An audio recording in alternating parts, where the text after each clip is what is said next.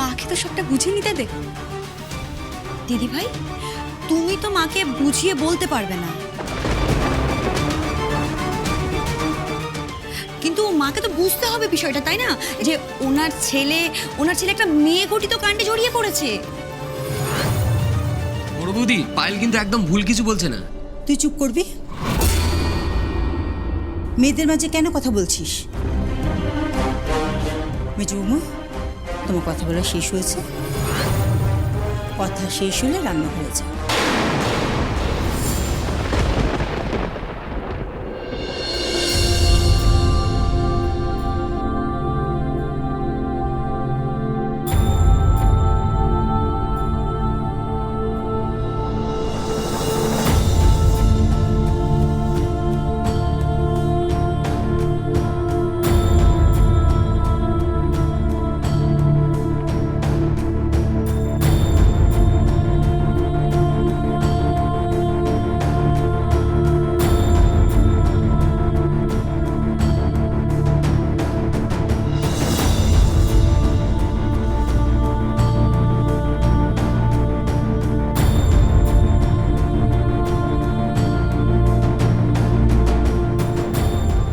মেজো বউ, বলছিলাম দাদা বলবেন না, আমি শুনবো না। আমি কোনো খারাপ কথা শেষ ঠাকুরপো, তাদেরকে বারণ করো না। কি মেজমা, জ্যাঠাই যেটা বলছে সেটা একবার শুনে নাও। আমি একটা কথা কতবার করে বলবো? আমি তো বললাম ভালো কথা শুনবো, খারাপ কথা আমি শুনবো না। জ্যাঠাই তাহলে থাক। হ্যাঁ থাক না, থাক। আরে এক কথা কি চেষ্টা করবো আমি বুঝতে পারছি না। দাদাকে বারণ করো না, বারণ করো না। বাবু কিছু আনি বাবু, চেষ্টা করবো আবার কিছু আনি, কিছু আনি বাবু। দাদা আপনারা এত অল্পে এত ভেঙে পড়ছেন সবাই মিলে কেন বলুন তো? কিচ্ছু হয়নি আমার বাবু, ও উঠে গেছে এতক্ষণে, নদীর ধারে উঠে পড়েছে, জল থেকে উঠে পড়েছে। ওই যেরকম করে না দাদা, ওই আগের বার মনে নেই সেই ঝড় জলের সময় যারা যারা ভেসে গেছিল তাদেরকে উদ্ধার করছে, হাসপাতালে নিয়ে যাচ্ছে, এবারেও সেরকম করছে। ওই যারা জলে টলে ভেসে গেছে তাদেরকে উদ্ধার করছে, তুলছে, হাসপাতালে নিয়ে যাচ্ছে। ওই এইরকম স্বভাব না বাবুর, ওই এক স্বভাব। মা, এইবারে পরিস্থিতিটা একটু অন্যরকম। হ্যাঁ, তোর যেটা মনে হচ্ছে যে যদি সত্যি তাই করে তাহলে ফোন করছে না কেন? আরে বাবু তুই জানিস না, ও তো ওই বুদ্ধিটা নেই যে আশপাশের কারোর কাছ থেকে ফোনটা জোগাড় করবে, করে বাড়িতে সবাইকে জানাবে। এই বুদ্ধির আগের বার মনে নেই ঠিক এক ঘটনা ঘটিয়েছিল। পরিস্থিতিটা এবারে অন্যরকম। কিচ্ছু অন্যরকম না, তুই কথাটা বুঝতে পারছিস না। বাবু উঠে পড়েছে, বাবু ফোনটা করছে, কেন করতে পারছে না?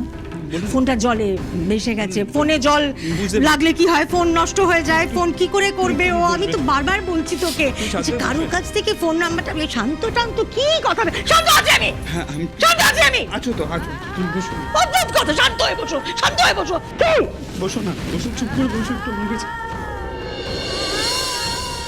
মা, আপনি না বললেও কিন্তু আমি সেসব কাজগুলো করতাম। এইটুকু দায়িত্ববোধ আমার মধ্যে আছে। সংসারে গাধার মতো খাটনি খাটছি, তারপরেও আপনার কাছ থেকে এইরকমই কথা শুনতে হয় সবসময়। কি হলো, তুমি কি এরকম ভাবে চুপ করেই থাকবে নাকি? কারণ আমি কি বলবো আমি বুঝতে পারছি না মা। মানে তুমি ওকে চুপ করিয়ে দিচ্ছ ঠিক আছে, তবে ও ভুল কিছু বলছে কি? কাল রাতে অর্জুন যেটা করলো সেটা কি ঠিক করলো? যাকে বেলা বাড়ছে, এবার তো এক এক করে বাড়িতে লোকজনের আসা যাওয়া শুরু হবে, ওদের তো উত্তর দিতে হবে। অলরেডি তো দুতলা এসে জিজ্ঞেস করে গেছে পায়েলকে যে ওই মেয়েটা কে। কি বলছিস কি তুই? ও তো তখন রুমে ঘুমাচ্ছিল, দুধালা কি ঘরের মধ্যে উকি মারছিল নাকি? সমস্ত বিষয় কথা তোকে বলতেই হবে, তুই ছোট একটু ছোটর মতো থাক না। আর অর্জুনের সঙ্গে মেলামেশাটা কম কর। এই অর্জুনের পাল্লায় পড়ে তোর তোর অ্যাটিটিউডে কিরকম প্রবলেম হয়ে গেছে দেখেছিস? তুই কার সঙ্গে কথা বলছিস সেটা ভুলে যাচ্ছিস। যাকে মা দেখো, এত কথা বলে লাভ নেই। মানে আমার যেটা মনে হচ্ছে যে এই মেয়েটিকে এই বাড়িতে রাখা উচিত হবে না। তাছাড়া কত রকমের বিপদ আপদ হতে পারে তুমি কোনো ইমাজিন করতে পারছো? তোর আর কিছু বলার আছে? তুমি যেটা মনে করছো সেটা ঠিক। বাবু অন্য কোনো পাড়ে গিয়ে উঠেছে, এখন সময় লাগছে, কিন্তু বাড়ি চলে আসবে, একটু পরেই বাড়ি চলে আসবে না? আমি তো সেটাই বলছি, তোরা বুঝতে চাইছিস না কথা। না আমরা বুঝতে পারছি, আমরা সব বুঝতে পারছি। তা বুঝতে যদি পারছিস তো দরজা আমাকে কি বোঝাতে এসেছিস তোরা? মেজবা, তোমাকে কেউ কিছু বোঝাচ্ছে না। তুমি তুমি এতটা উত্তেজিত না। ওই ডাক্তারবাবু ফোন করেছিলেন। ডাক্তারবাবু তো বাড়ির অবস্থা জানেন, তাই উনি জানেন তো তুমি খুব চিন্তা করে আবার শরীর খারাপ করবে তোমার। ওই জন্য উনি বললেন যে তোমার তো প্রেশার টেশার একটু বেড়ে যায়, আমরা যেন দেখি তুমি রেস্ট নিচ্ছ, তুমি ঘুমোচ্ছ, খাওয়া দাওয়া করছো। এই মেজমা, তুমি এখন খেয়ে একটু ঘুমিয়ে নাও। না এখন ঘুমাবো না। দেখো তোমার তো শরীরটা একটু খারাপ, ঘুমলে ভালো লাগবে। একদম ঠিক আছে, একদম ঠিক আছে। শোন, তুই চিন্তা করিস না, তুই একটা কাজ কর, তোরা ফড়িংকে একটু ফোনে চেষ্টা কর, পাস কিনা দেখ, বাবুকে পেরু কিনা একটু খোঁজ খবর নিও। বাবুকে নিয়ে কখন আসছে না আসছে বাড়িতে একটু খোঁজ খবর নিও, ফড়িংয়ের খোঁজ খবর নিও। মেজবৌদি, হরিঙ্গ এখনো বাড়িতে আসেনি।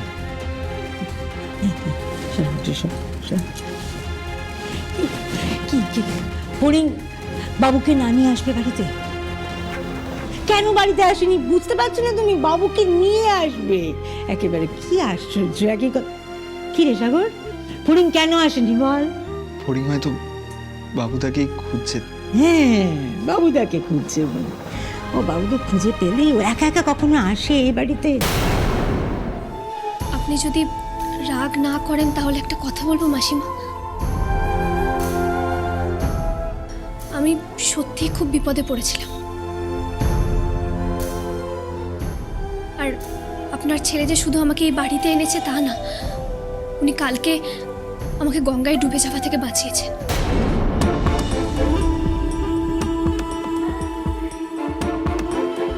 ওনার মতো মানুষ হয় না, কিন্তু এনারাও তো ঠিক বলছেন।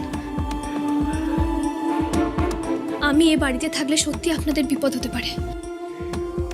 আমি এখনই চলে যাচ্ছি। দাঁড়াও মামুনি, তোর ছোটদাকে বল এখানে একবার আসতে। আচ্ছা। না না মাসিমা, আপনি দয়া করে অর্জুন বাবুকে কিছু বলবেন না, ওনার কোনো দোষ নেই। আপনারা শুধু বলে দিন যে আমি এখন কোথায় আছি, মানে এই এলাকাটা কোথায়। আমাকে শুধু আপনারা ঠিকানাটা বলে দিন, আমি ঠিক খুঁজে খুঁজে আমার শ্বশুর বাড়ি না হলে অন্য কোথাও চলে যাবো, আমি এখানে থাকবো না।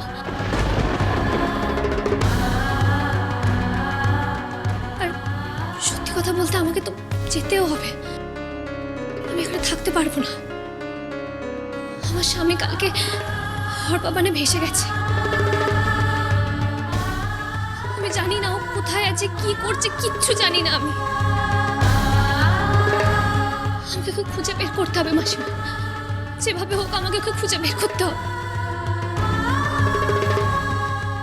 কোনো খোঁজ পাওয়া যায়নি।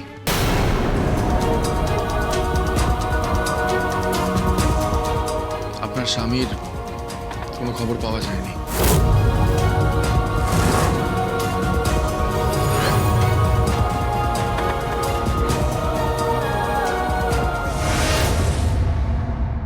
ব্যাংবাবুকে আমি এইভাবে হারিয়ে ফেলতে পারবো না, আমি বাঁচতে পারবো না ব্যাংবাবুকে ছাড়া। ঠাকুর ঠাকুর, ব্যাংবাবুকে ফিরিয়ে দেবো আমার কাছে, ফিরিয়ে দেবো আমার কাছে।